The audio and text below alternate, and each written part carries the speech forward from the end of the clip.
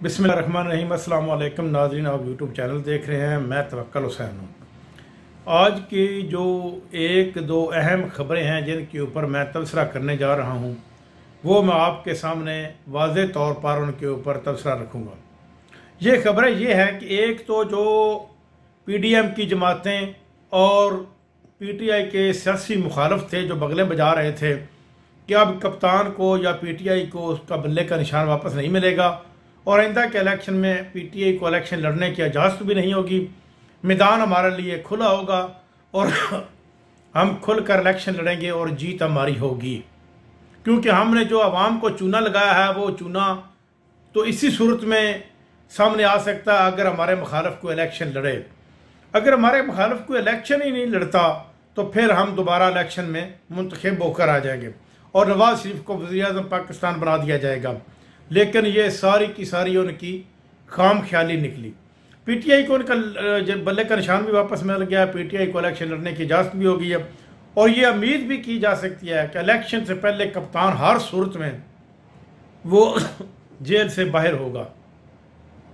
कप्तान ने जो पैगामात मुख्तलिफ लोगों तक भी पहुँचाए वो भी पहुँच चुके हैं। इवन के मुख्तलिफ जो हमारे दोस्त ममालिक हैं उनके सफ़ीरों तक भी कप्तान के पैगाम पहुँच चुके हैं। रशिया के सफ़ीर ने ये इशारा भी दिया है कि इमरान खान एक ईमानदार और सच्चा आदमी है। कप्तान ने अपने दोस्त ममालिक तक जो पैगाम पहुँचाया उसमें ये पैगाम दिया है कि पाकिस्तान की इमदाद करनी है बल्कि रोकनी नहीं।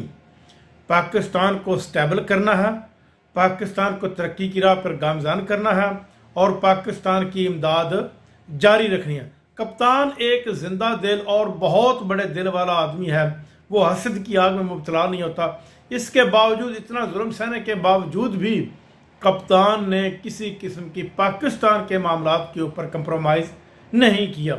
IMF हो, चाहे दोस्त ममालिक हो, चाहे कोई भी हो, चाहे इंडिया हो, अगर इंडिया भी पाकिस्तान के ख़िलाफ़ की बात करता है तो कप्तान उसका भी भरपूर जवाब देता है। इसका मतलब है कि वो दर्द दिल रखने वाला और पाकिस्तान से मोहब्बत करने वाला इंसान है। यही वजह है कि वो ना तो मुल्क से भागने के लिए तैयार है, ना कोई बीमारी का बहाना बनाकर भागने के लिए तैयार है। वो जेल की मुसीबतें, जेल की सोबतें बड़ी आसानी के साथ बर्दाश्त कर रहा है और रिलैक्स है और पुर उम्मीद है कि अनकरीब हमारी जो पार्टी है इसकी हुकूमत आएगी और ज़रूर आएगी, क्योंकि अवाम को नून लीग और पीपल्स पार्टी, यही दो बड़ी जमातें हैं, इनमें किसी किस्म की कोई दिलचस्पी नज़र नहीं आ रही। नवाज शरीफ 21 अक्टूबर को आने का ऐलान किया, वो 21 अक्टूबर की बजाय अभी भी आ जाए ना और बैठ कर भी खुद इलेक्शन मुहिम चलाएं तो फिर भी नून लीग का वोटर सर्च लाइट्स लगा कर भी देखा जाए तो नहीं मिलेगा, क्योंकि ये अवाम अब पागल नहीं रही। जो इस मुल्क के साथ जुल्म हुआ है वो सिर्फ और सिर्फ इन दो पार्टियों ने किया, एक नून लीग और दूसरी पीपल्स पार्टी। अब सोशल मीडिया का दौर है। बिलावल भुट्टो जरदारी खुद कह चुके हैं कि अवाम के चेहरों के ऊपर मायूसी, परेशानी और नाउमीदी वाज़े नज़र आ रही है। उनको पता है कि ये हम लूट कर चले गए और हमने इन 16 महीनों में इमरान खान के जो 3 साल के दिए हुए रिलीफ थे वो भी ख़त्म कर दिए।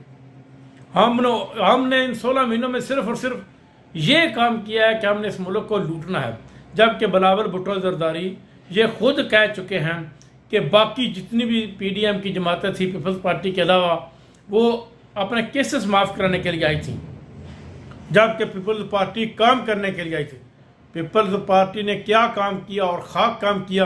पीपल्स पार्टी सिंध में उनकी 15 साल से हुकूमत है और सिंध का सबसे बड़ा शहर कराची, जहाँ पर कीमती मोबाइल लेकर आदमी बाहर नहीं निकल सकता, तो वहाँ पर इन्वेस्टमेंट कहाँ से आएगी, लोग कहाँ से आएंगे कारोबार करने के लिए और कारोबार कैसे चलेंगे, जबकि उस मुल्क में इस कदर स्ट्रीट क्राइम्स बढ़ चुके हैं और चोरी व डकैतियाँ इस कदर हैं और भत्ता माफिया, कब्ज़ा माफिया इस कदर मुतहरक है कि वहाँ पर एक मोबाइल की कीमत के बदले आदमी को मार दिया जाता है। तो ये इसने खाक तरक्की की, खाक इन्होंने काम किया पीपल्स पार्टी वालों ने, ये भी सेम इन्होंने ऐसे ही काम किया जैसे नून लीग ने किया।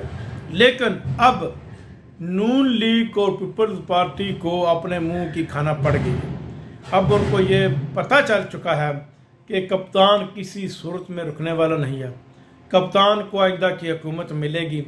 सदर का ख़त लिखना, इलेक्शन कमीशन को 6 नवंबर की तारीख देना, ये भी इसी का एक अहाता करता है।